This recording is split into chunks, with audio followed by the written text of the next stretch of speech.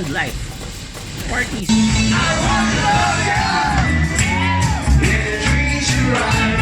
Amazing food and majestic sceneries. These words are not enough to describe the beauty of Central Visayas. In this episode, we will quickly discuss how to spend most of the places in Visayas in just 1 week. Disclaimer, we'll be skipping some of the places for the reason that we've been there and it's hard to squeeze the itinerary. This travel guide will result in sleep deprivation and you will be sleeping every other night in public transportations. Generally, this video will serve as a rough guide on how to organize your trip in this region. Of course, you are free to modify this travel guide and you can spend other provinces and do other activities if you have extra days. So let's go! First, we had an hour night flight from Manila to Cebu.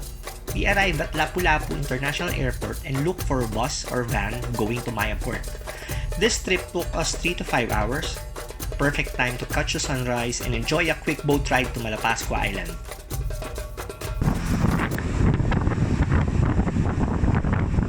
After arriving in Malapascua, rent a motorbike and roam around this island. For this time, we just had beach bombing the whole afternoon.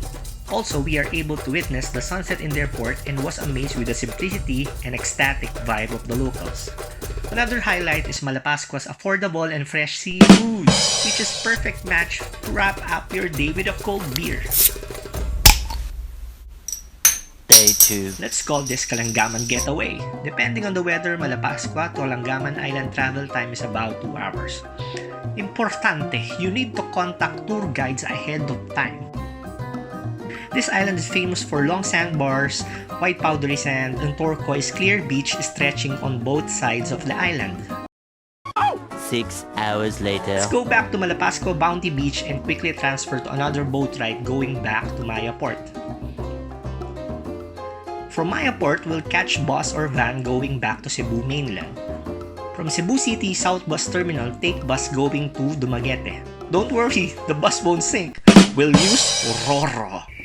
Upon arrival to Dumaguete, secure a ferry ticket going to Siquijor. From Siquijor Port, rent a motorbike and explore the island. Notable places are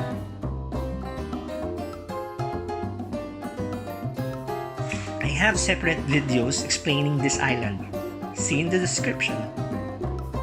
I wish I could spend more days here, thus it's time for us to go back where we started from. Going back to Dumaguete Port, if you had an extra day, a food crawl will get you in DUMAGETME. Got it? And after that, the boat will swim again going back to Cebu City. Approximately, we'll arrive in Cebu in the dawn. The next day. So we are quite lucky that we arrived in Cebu in the dawn of Sinulog Festival. So we ate at Pungko stalls and party all day all night. I hope this video will help you in organizing your long-awaited vacation. We had tons of iterations before and along the trip. Lastly, here are the quick tips to make this trip more seamless. And here are the optional lists if you have extra days for this adventure. As the famous prophet says, like, share, and subscribe to this content. See ya!